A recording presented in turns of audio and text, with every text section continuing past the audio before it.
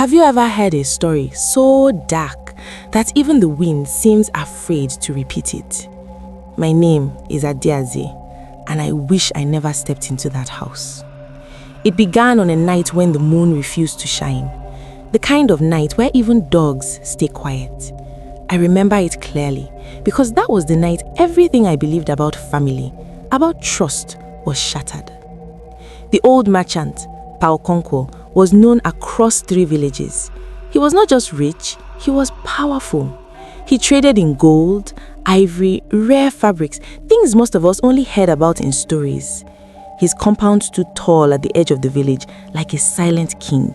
High walls, heavy gates, guards that never smiled.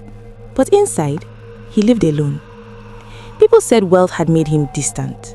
Others said he trusted no one. But I knew something different. I walked in his house. I cleaned his floors, cooked his meals, watched his slow, careful steps as he moved from room to room. He was old, yes, but his eyes were sharp, too sharp for a man his age. And he had only one living relative, his nephew, Obinna, tall, quiet, always watching. At first, I thought he was kind. He spoke softly, helped his uncle when he coughed too hard, carried ledgers, managed small trades. But there was something about him, something I could never explain. He never smiled with his eyes. The night it happened, I couldn't sleep. Something felt wrong. The air was heavy, thick, like a storm was about to break, but there were no clouds.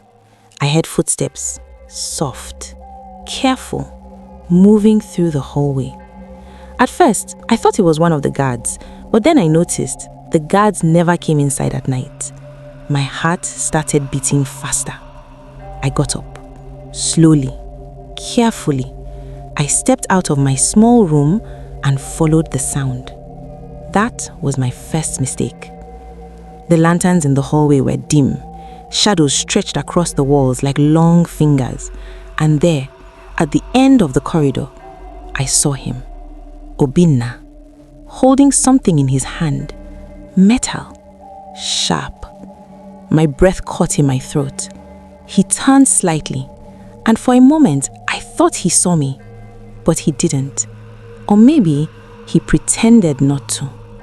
He walked toward his uncle's room, and without knocking, he entered. Everything inside me screamed to run, to go back, to forget what I saw. But my legs, they wouldn't move. I stepped closer, slowly. The door was slightly open. And then I heard it. A struggle, a low gasp, a muffled cry, and then silence.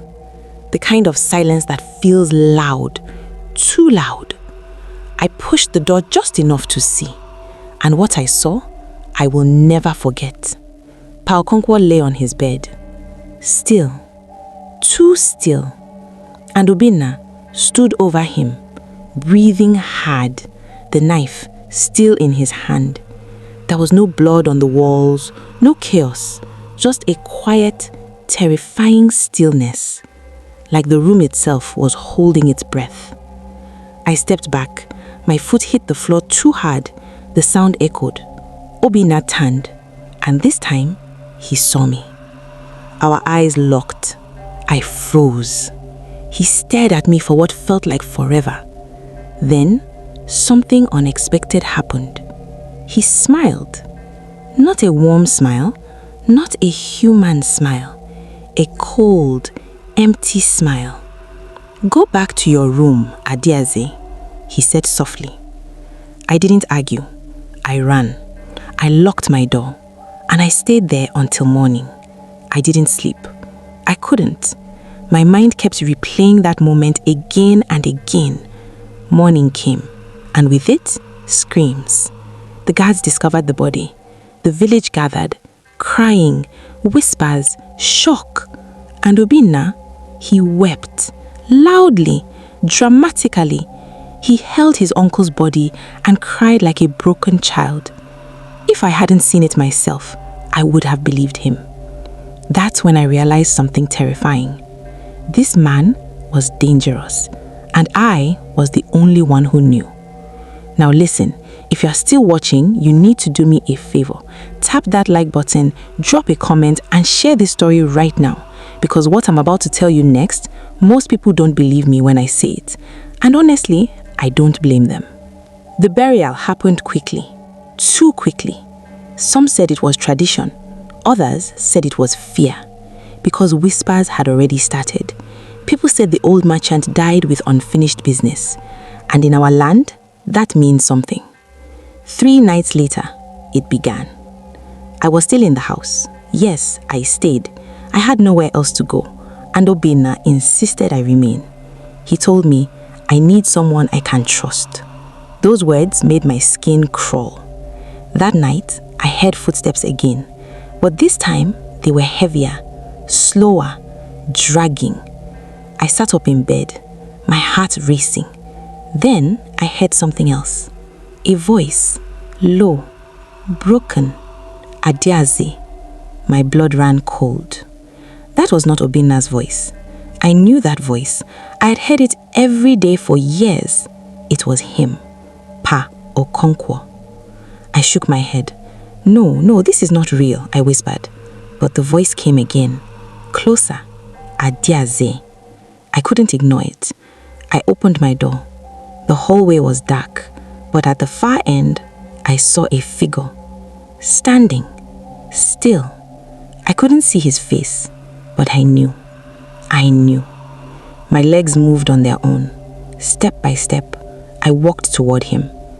And then, the lantern flickered. For a second, everything went black. And when the light came back, he was gone. But something else was there, on the floor. Footprints, wet, dark, leading toward Obinna's room. I didn't think. I followed them. My heart pounding so loud, I thought it would wake the dead, or maybe it already had. I reached the door. It was open. Inside, Obinna was asleep, peaceful, too peaceful. And standing at the foot of his bed was Pa Okonkwo. But not as I remembered him. His eyes hollow, his skin pale, his presence heavy, like the air itself feared him. I wanted to scream, but no sound came out. He slowly turned his head toward me, and when our eyes met, I understood. He didn't want to hurt me. He wanted something else. Justice. Suddenly, Obinna moved. His eyes snapped open, and for the first time, I saw fear in them. Real fear. He looked at his uncle and screamed, "What do you want from me?" The ghost didn't speak. He just stepped closer. Obinna grabbed the knife beside his bed. The same knife. "I did what I had to do," he shouted. "You would have died anyway." The ghost didn't stop. "You were going to give everything away," Obinna cried. "Everything I deserved." That's when the truth hit me. This was not just greed. This was anger, jealousy, years of it. The ghost reached out, and the lantern shattered. Darkness swallowed the room, and then a scream, a long, terrible scream.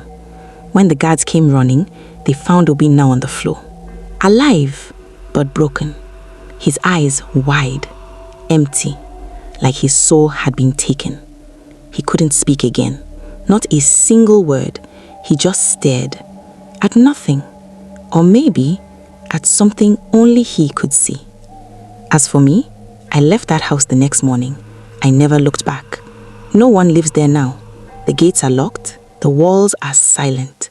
But sometimes, late at night, people say they see a figure walking along the road, slow, careful, watching, waiting. Some say it's the old merchant, still searching, still guarding what was his. Others say it's waiting for anyone who carries betrayal in their heart. And me, I believe both. So tell me, if you were in my place, would you have stayed, or would you have run the moment you saw the truth? If this story gave you chills, don't keep it to yourself. Like this video, drop your thoughts in the comments, and share this with someone who loves dark stories. And most importantly, subscribe, because you never know which story might be next. And trust me, some stories are not just stories.